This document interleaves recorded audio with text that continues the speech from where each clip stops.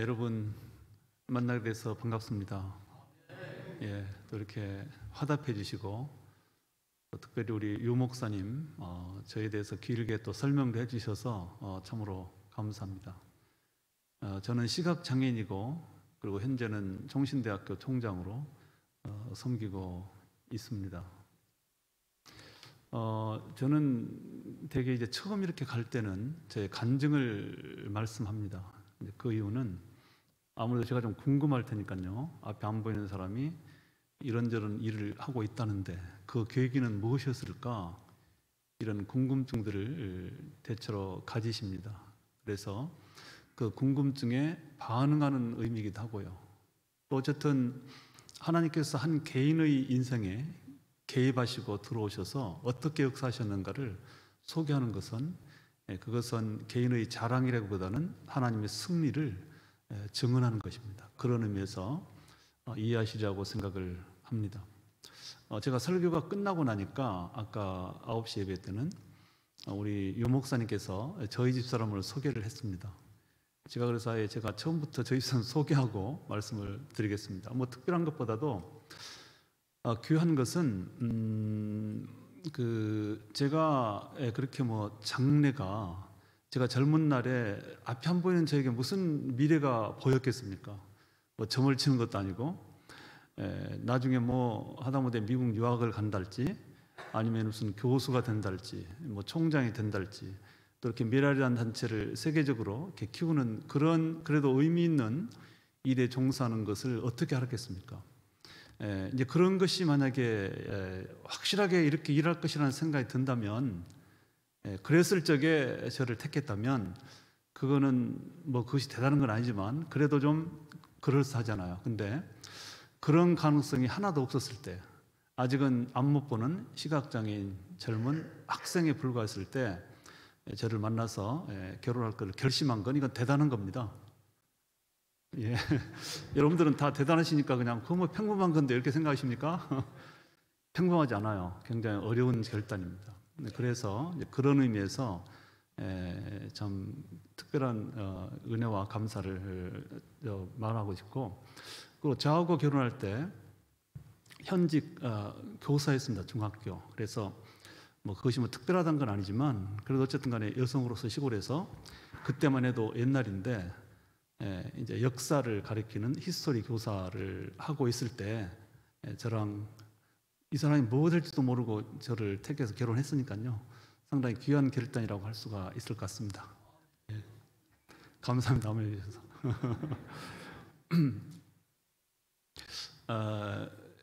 아까도 1부 때니까 잠깐 말씀드렸지만 우리 교단 3년 전 2019년 9월 총회 때 교단 산하에 있는 모든 교회들이 총신을 생각하고 기도하고 응원하는 총신대 주의를 지킬 것을 총회적으로 결의를 했었습니다. 그렇지만 바로 이어서 코로나가 터지면서 교회들이 그럴 뭐 여유를 갖지 못해서 거의 2년여 동안 그걸 못했습니다. 교회들이 마음은 있어도 하지 못한 경우도 많았습니다.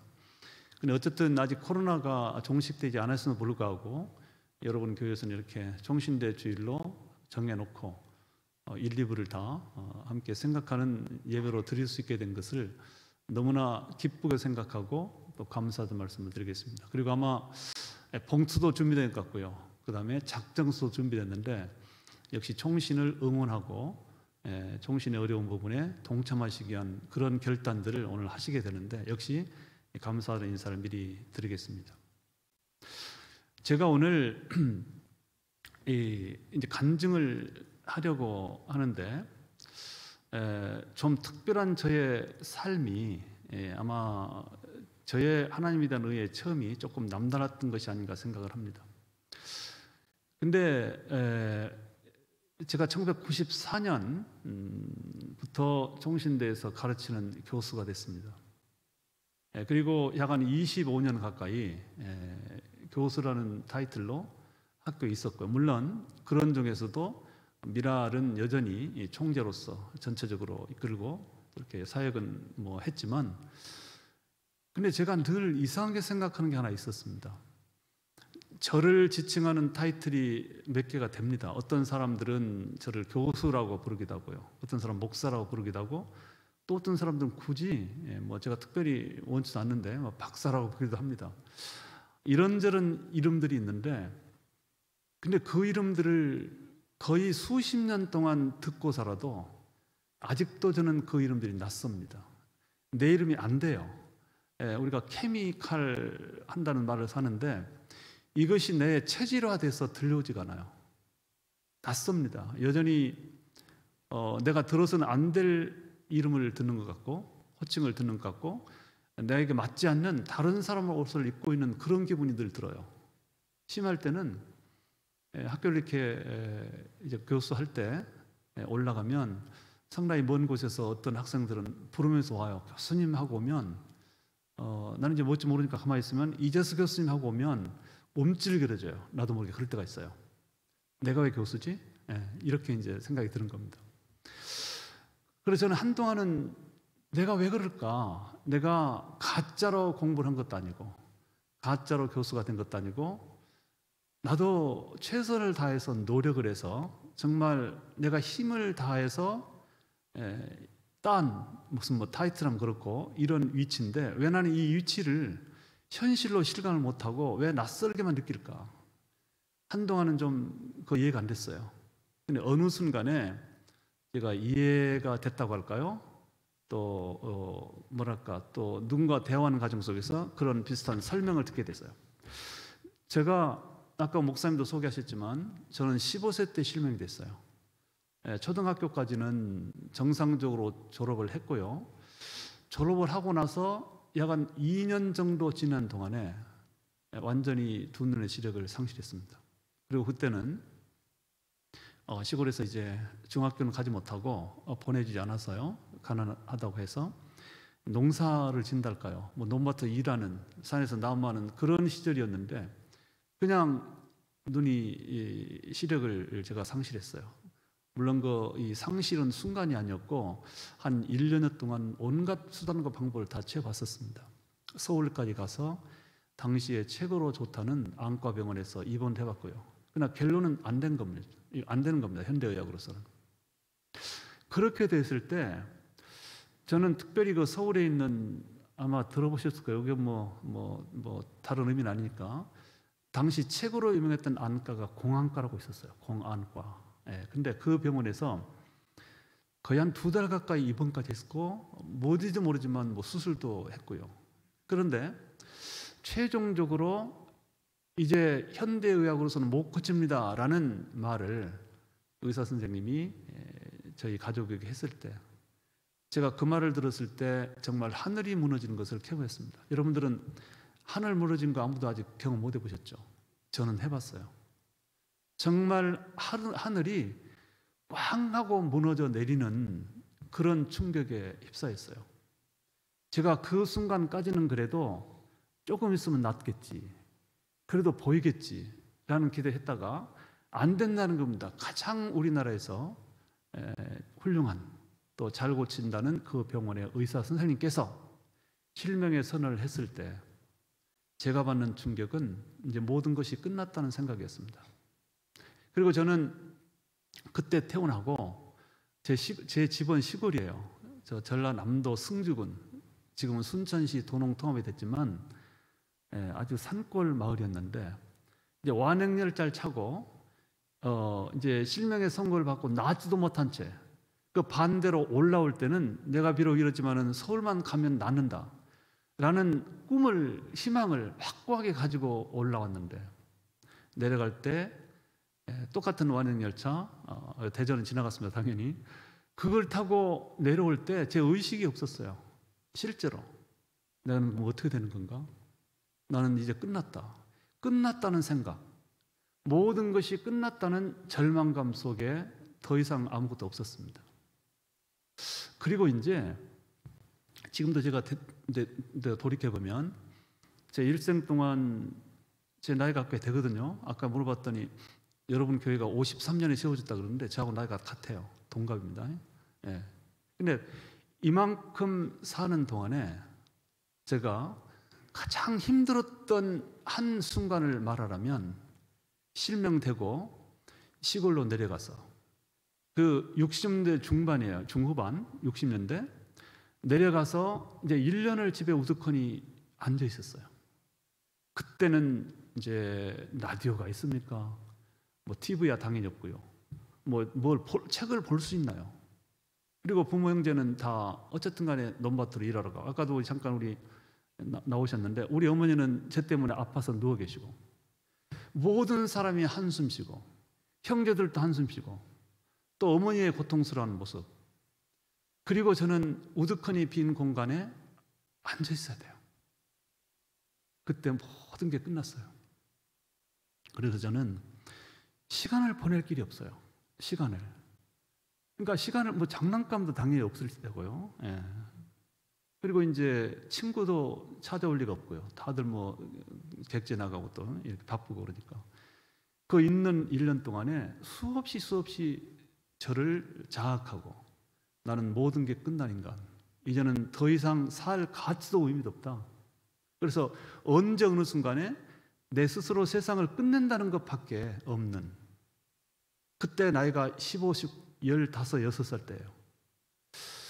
그래서 저는 이제 그때 말하자면 제가 만들어져 버렸어요. 저의 자아가요. 이게 보통 이거를 의학적인 말로 뭐 트라우마라고 하기도 하는데 그 이상이에요. 저는 인격이 성장되고 성숙될 때 나는 세상에 아무것도 할 수 없고 쓸모없는 인간이라는 것이 완전히 만들어져서 제 속에 그냥 장착이 되어버린 것 같아요. 그랬던 제가 어쨌든 아까 말씀한 대로 이렇게 저렇게 해서 서울에 있는 시각장애인 학교에 입학을 했고요. 뭐 입학이라기보다는 사실은 그냥 거기다 갖다 놓은 거예요. 뭐 희망을 가지고 하지 저도 그랬고 보내는 가족들도 그러고요. 그래서 그러나 그 학교에 가서 이제 같은 처지에 있는 시각장애인 친구들하고 대화도 하고 같이 노래도 부르고 장난도 치고 어느 정도 발가는 적고 적응이 됐는데 그러나 그것이 온전하게 나의 현실이 바꿔진 건 아니었습니다. 여전히 조금만 멀리 생각하면 나는 그럼 어떻게 살 건데 이 학교를 졸업하고 그런 절망감이 여전히 저를 지배했었습니다. 제 밑바닥 속에 깔려 있었어요. 이제 그랬을 때 이미 저는 형성돼 버린 거. 그래서 사실은 저도 제가 교육학자는 아니지만 청소년기의 교육이 얼마나 중요한가. 그때 어떤 자아를 가지도록 교육하는 거가 평생을 좌우한다고 저는 생각을 해요. 제 경험이 그래요. 그때 저의 자아는 절망이었고 좌절이었고 나는 아무것도 못한다는 결론. 그렇게 제가 만들어져 버린 거죠. 근데 그것이 아직도 제 속에 살아있는 거죠. 제 속에 어떤 뭐 근육이나 뼈처럼 잠재되어 있는 것 같아요. 그런데 갑자기 어느 날 물론 과정은 있었지만 갑자기 박사님, 교수님 이게 도무지 나한테 나의 속사람 어려서 만들어져 버린 나의 속사람이 나도 모르게 거부하는 것이다. 이것이 제가 아직도 그 이름들이 낯선 이유입니다. 저는 종신대 교수로 이번 또 은퇴까지 하고도 여전히 낯선 이름. 20년쯤 그래도 20몇 년쯤 목사님 교수님 소리 들으면 그래야 그것이 나지. 근데 아직도 그것이 낯선 이유.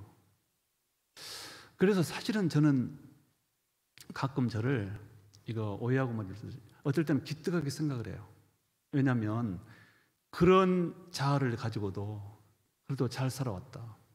잘 견뎌왔다. 잘 적응해왔다. 적응이라는 게 이거는 전적으로 하나님 은혜예요. 저도 얼마든지 나빠질 수 있었고요. 얼마든지 정말 극단적인 행동할 수 있었고요. 또 삐뚤어져 가지고 대인관계도 못할 수도 있고요. 정말 자폐에 걸려 가지고 어떻게 될 수도 있어요. 근데 그래도 어쨌든 그런 자아를 마음속에 간직하고도 이런 것 저런 거 다 극복하고 참고 인내하면서 그래도 오늘날 이만큼 살아왔으니까 이런저런 일을 그래도 해왔기 때문에 이게 얼마나 감사한지 모르겠습니다.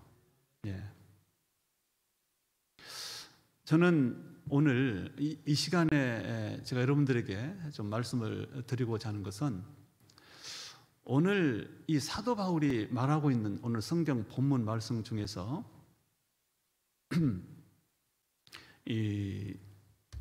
내게 없는 것을 내려놓아라. 이렇게 제가 유추한 제목으로 한번 말씀을 드리고 싶어요. 그 말씀이 나온 근거는 내 은혜가 내게 족하도다. 이 하나님께서 바울에게 기도의 응답으로 주신 말씀을 다른 표현으로 말해보면 너 지금 그거 달라고 애걸복걸 아우성인데 그거 포기해. 그거 너 아직 너한테 주지 않은 이유가 있어. 그러니 그거 단점하고 살아. 이런 응용적인 해석으로 저는 내 은혜가 내게 족하도라는 말을 바꿔서 말씀을 드리면서 특별히 내게 없는 것을 내가 포기하는 것이 얼마나 중요한가 하는 부분에 대해서 체험을 중심으로 좀 나눠보고 싶어요. 우리가 갖고 싶은 것은 나에게 있는 것이 아니죠. 나에게 있는 걸 왜 갖고 싶겠어요? 뭐 하나니까 2개? 뭐 그럴 수 있겠죠. 그러나 우리가 갖고 싶고 지극히 원하는 것은 없는 것들이에요. 그런데 우리 하나님께서는 내가 그렇게 가지고 싶어서 소원하는 것들을 그냥 기다렸다는 듯이 누구 심부름하듯이 내 마음대로 모든 걸 채워주는 분은 아니에요. 우리 하나님이요. 우리 하나님께서 가난해서도 아니고 내가 원하는 게 없어서도 아닙니다. 그렇지만 우리를 개인적으로 사랑하시고 세상에 보내셔서 개인적으로 펼쳐가야 될 계획을 세워놓으신 하나님께서는 내가 원하는 것 다 그대로 다 착착착착 갖다가 바치는 분이 아니세요. 그리고 우리 인간이 얼마나 이기적인 존재들이에요. 저를 포함해서 마찬가지고요. 우리가 각자 개인들이 원하는 걸 다 들어줘봐요. 지구가 어떻게 되는지. 아마 전적 인류는 망했을걸요. 우리가 원하는 것들이 얼마나 나쁜 것도 많은데요. 본인은 선할지 모르지만 사실은 상대적인 것이기도 하고요. 그래서 내가 그걸 가져오면 다른 사람 못 갖는 것이 돼버려요. 어떻게 보면. 그러니까 이런저런 우리의 소원들이 우리 마음대로 그냥 기도만 하면 다 우리에게 나눠준다면 하나님도 전부 다 망하실 수 있어요. 이건 재미있는 표현이니까 오해는 마세요. 그래서 우리가 소원은 우리 속에 어떤 소원이 생겨서 하나님께 간절하게 요청하고 기도하는 것은 좋아요. 그렇지만 어느 시점에는 아닌 건 아닌 것을 받아들이고 다른 형식의 기도 응답으로 받으셔야 돼요. 우리 하나님께서 우리는 끝없이 기도해야 되는 것이고 그 기도에 대한 응답을 여러 가지 방법으로 하십니다. 그것은 성경 말씀을 읽다가 문득 어떤 깨달음으로 내가 지금 마음속에 가지고 있는 생각에 대한 응답을 주실 수도 있고요. 또 어떨 때는 주일날 교회 가서 기도하다가 문득 하나님께서 어떤 응답을 깨달음을 주시기도 하고요. 또 어떤 때는 목사님의 말씀을 설교 말씀 듣다가 아 그렇지 그랬어 이렇게 깨달을 수 있어요. 그리고 어떤 경우는 신문 보다가 어떤 경우는 TV 보다가 하여튼 나를 둘러싸고 있는 그 모든 것들은 어떤 의미에서 하나님께서 나를 향해서 예배해 놓으시고 갖춰놓은 것들이고 그것들을 통해서 끊임없이 우리에게 말씀을 걸어오시기도 하고요. 말을 걸어오세요. 그렇게 보시면 돼요. 우리의 영적인 감각과 영적인 센스가 어떻게 깨어느냐가 문제인 것이지 우리의 영적 감각을 활짝 열고 정말 믿음으로 세상을 바라보면 볼 건 대체로 본다고 저는 생각을 해요. 근데 어쨌든 제가 이제 1973년 고3 때 실명되고 딱 7년째입니다. 7년 되던 해에 아까 우리 목사님 말씀대로 여의도 광장에서 미국에서 유명한 빌그램 목사님이 오셔서 선교 집회를 했을 때 우연히 거기를 가서 살아계신 하나님을 만났고요. 예수님을 영접했고요. 천국이 있다는 사실을 믿음으로 감격으로 인정하게 됐어요. 그리고 나서 완전히 하늘과 땅만큼이나 어떤 생각이 달라졌고요. 생각이 달라지면 행동이 달라집니다. 세상 만사 생각의 차이예요. 그래서 이 천국이 없다고 그런 게 어딨어 라고 살던 사람이 아니야 100년만 살고 나면 길게 살 때 반드시 천국이 있어. 이렇게 생각이 바꿔지면 그 모든 것에 판단 기준이 전혀 달라집니다. 제가 그랬어요. 저는 예수 믿고 이제 구체적으로 가닥가닥 제가 나누고 싶고 간증하고 싶은 이런저런 내용들이 많지만 오늘 이 시간에 딱 한 가지만 말하면 저는 예수 믿고 비로소 7년 전에 저를 떠나버린, 말하자면 허상과 같은, 실제로 나에게 없는 눈을 그때 놔줬습니다. 저는 예수 믿는 순간에 실명을 현실로 받아들였어요. 그 전까지는 눈이 없으면 못 산다고 생각했던 세상에 대한 삶의 어떤 의욕이, 그러니까 삶의 의욕이 없는 거죠. 그런데 이제는 눈을 놔주고 나니까 눈이 없이도 살 수 있는 방법이 있다. 뭐 이가 없으면 인문이란 말 있잖아요. 그러나 그 전까지는 이미 나를 떠나버린 두 눈에 시력을 붙들고 그것 아니면 절대로 못 산다고 아우성치는 거나 마찬가지였어요. 그게 7년이었어요. 그러니까 늘 절망이에요. 왜? 눈이 없으니까. 근데 눈을 포기하고 나니까, 현실로 받아들이고 나니까 비로소 나에게 남아있는 것들이 소록소록 아주 느껴지기도 하고요, 소중하게 보이기 시작했습니다. 그 남은 것들이 음악도 잘 들을 수 있는 두 귀, 말할 수 있는 입도 있고요, 두 다리, 열 손가락 다 멀쩡했거든요. 그리고 비록 가난했지만 부모 형제도 있었고요. 그리고 비록 참 똑같이 시각장애인으로서 힘들게 살아가지만 안 못 보는 친구들도 여전히 친구들도 있고요. 그러니까 수많은 것들이 저 주변에 아무것도 아닌 것이 아니라 뭔가의 의미를 가지고 있었어요. 저는 그거를, 나를 떠나버린 눈을 포기하고 나니까 새로운 마음으로 그것들이 보이기 시작하고 다가왔습니다. 저는 그때 어떤 생각을 했냐면, 야, 정말 왜 나는 눈 하나 잊어버리고 나서 이렇게 많은 것들이 여전히 있는데 이것이 아무것도 아닌 것이라고 내는 그렇게 지구했을까? 세상말로 미안한 생각도 들고요, 반성도 되고요. 그리고 그때부터, 그러면 우리 하나님께서 나에게 들려주신 또 하나의 깨달음이, 너는 내가 너에게서 눈을 거뒀기 때문에 눈이 없는 조건 안에서 내가 할 수 있는 일을 찾아서 하면 돼. 그러면 내가 너를 세상에 보낸 목적, 나의 영광을 위해서 살라고 하는 그 숙제, 그 과제는 이룰 수 있는 것이야, 이루어지는 것이야 라는 깨달음을 받고 나서 제가 할 수 있는 일이 뭘까? 시각장애인으로서 뭘 할 수 있을까?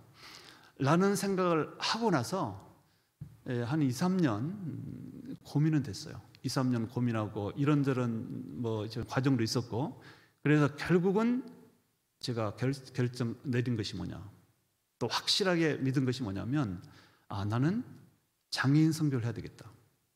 앞이 안 보이니까 그거는 대단히 적절하고 내가 할 수 있는 일이다. 제가 만약에 끝까지 눈을 포기하지 못하고 그것 아니면 못 산다고 했더라면 그런 일이 저에게 안 보였을 거예요. 그러나 눈을 포기하고 나니까 오히려 그것이 기반이 되어서 나처럼 장애를 가진 사람들에게 내가 체험한 이 사실을 말해주자 해서 그 결심을 가지고, 제가 연도는 여러분에게 무슨 의미가 있겠어요. 제가 총신대학교 77학번으로 들어갔는데 이 결심과 깨달음을 주신 것이 1976년 학교 들어가기 몇 달 전 11월 달에, 10월 달에 마침내 그 확신을 하나님이 주셨고, 그 꿈을 이루기 위해서 신학을 공부하려고 총신대의 문을 두드렸던 것이 1977년이었고요. 그래서 마침내 그 학교에 가서 그 3학년 때 아까 소개한 미랄성교단을 창립을 시켰습니다. 이제 거기까지가 제가 여의도 광장에서 제가 눈을 그때서야 비로소 포기하고 새로운 내 조건 안에서 내가 할 수 있는 걸 찾았던 일이 미랄이라는 장애인 선교단체를 시작하는 것이었다. 이것은 눈이 없어도 되고요, 눈이 안 보이면 더 좋아요. 왜냐하면 장애인이기 때문에 훨씬 더 구체적으로 장애인의 세계를 이해할 수 있고요, 그런 의미가 되는 거죠. 그래서 안성맞춤이에요. 그래서 어떻게 보면 제가 살아보면 그때뿐 아니고 그 뒤에도 이 말이 이제 오해를 마셔야 될 일인데, 우리의 과거는 한 개도 버릴 게 없어요. 성도들의 삶은 버릴 게 없어요. 그게 죄악된 과거일지라도 만약에 주님의 이름으로 온전하게 회개를 해서 그걸 계기로 어떤 변화된 뭔가를 이해하고 새로운 길로 진입했다면 그건 유익한 것이에요. 난 그렇게 봐요. 그래서 모든 것이 하나님의 계획 안에 있고요. 그렇다고 해서 죄를 짓는 것도 하나님의 계획은 아니에요. 그거는 그런 논리는 전혀 맞지 않습니다. 어쨌든 우리에게 닥쳐온 여러 가지 환경적인 변화나 여러 가지 상황적인 조건들이 우연은 없다. 다 계산된 어느 지점으로 가기 위한 하나의 과정이다. 이런 생각을 좀 해보는 거예요. 물론 이것은 저의 신앙적인 체험을 통해서 하는 말이기 때문에 모든 분들에게 다 이건 진리니까 받아들이시고 제가 일반화시켜서 말씀은 드리지 않겠어요. 저는 저의 개인적인 경험을 보면 한 가지 것도 버릴 게 없어요. 실명도 버려서는 안 되죠. 그 실명 버렸다가 제가 목사가 될 수가 없어요. 실명을 버리면 그때 나한테 실명이 찾아와 나한테 얼마나 좋았을까. 지금 생각하면 만약에 제게 실명이라는 것이 찾아오지 않았으면 저는 공부할 수 있는 게 없어져요. 저는 아마도 초등학교 졸업이 마지막 학력이 됐을 것이고 뭐 또 그쪽에 분야로 나가서 거기에 걸맞는 여러 가지 또 일을 하면서 뭐 돈도 많이 벌 수도 있고 뭐 잘 살 수도 있을 것 같아요. 그렇지만 제가 지금 너무너무 소중한 사역으로 너무나 사랑하고 있는 저의 사역들, 예를 들면 장애인 선교, 미랄, 그리고 교수, 목사, 이것은 공부를 해야 돼요. 그 공부가 바로 저의 불행, 실명 때문에 찾아왔다. 그 공부의 기회가. 이렇게 생각한다면 그것도 버려서는 안 되죠. 그리고 이제 제가 살아오면서 이런저런 실수도 있습니다. 정말 그때 왜 그런 일이 있었을까? 지금 생각하면 그런 것들이 나를 풍요롭게 만들고 나의 정신세계와 또 하나님 믿는 신앙인으로서의 삶을 오히려 영적으로 정신적으로 훨씬 더 다양하고 풍요롭게 살게 하는 좋은 계기가 되었다. 이런 생각이 들기도 합니다. 사도 바울은 이 상당히 심각한 신체적인 장애를 가지고 있었습니다. 그것은 약시였습니다. 약시. 그래서 그 약시가 본인이 하고자 하는 사역에 너무나 힘들고 불편을 줬기 때문에 그거를 가져가 달라고 우리 하나님께 간곡하게 3차례 기도를 드렸고 그 기도 끝에 하나님으로부터 받은 응답이 들어주진 않았지만 거기에 대한 설명을 주셨는데 내 은혜가 내게 족하도다. 그리고 또 한 가지 이어서 말씀한 것이 왜 내가 너한테 그 약점을 뭐라고 해야 될까요? 이 장착시켜 놓은 줄 알아? 어떻게 보면 왜 그 약점을 네가 달고 살도록 만들어 놓은 줄 알아? 그 이유는 나의 능력은 약한 데서 온전하기 때문에 그렇다. 우리가 지니고 있는 약점, 그거 그렇게 무시할 일 아니에요. 그래서 내 자신의 약점과 부족함도 무시도 안 되지만 그러기 때문에 다른 사람들의 약점과 부족하게 보이는 부분도 절대로 무시해서는 안 돼요. 그거 함부로 볼 일 아니에요. 어쩌면 그분들은 그 약점 때문에 하나님을 만났을 수도 있고요. 하나님께 기도할 수도 있고요. 하나님을 의지할 수도 있어요. 그렇다면 그건 복의 통로입니다. 우리 역시도 내 자신도 마찬가지예요.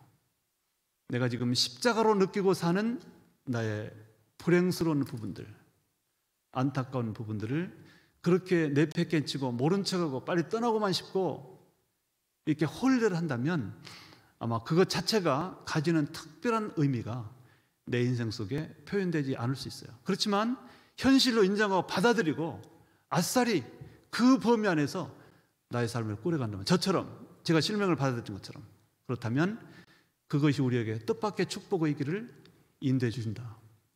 이거를 저는 말씀을 드리고 싶습니다. 사도 바울은 그거를 알았기 때문에 그 맥락에서 한 걸음 더 나가서 하는 말이 그러기 때문에 나는 여러 약한 것들에 대해서 자랑한다.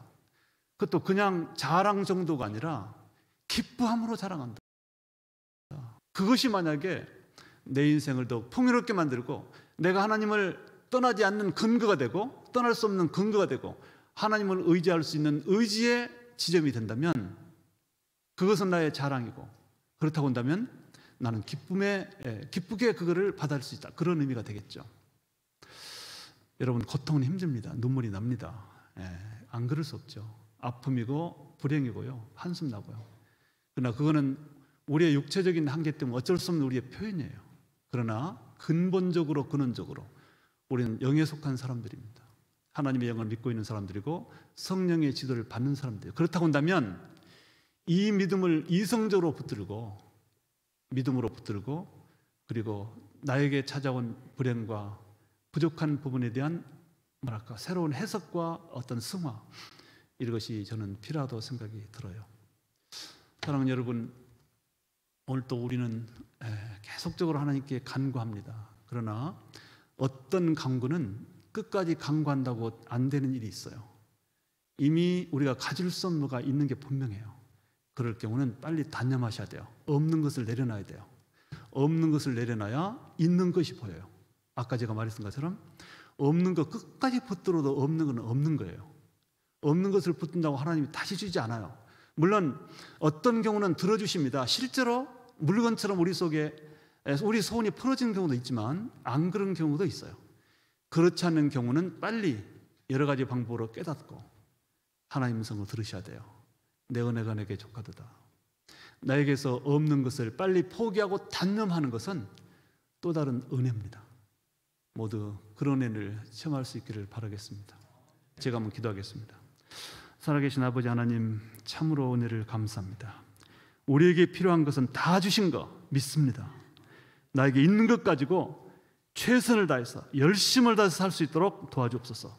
예수 그리스도 이름으로 기도하옵나이다. 아멘.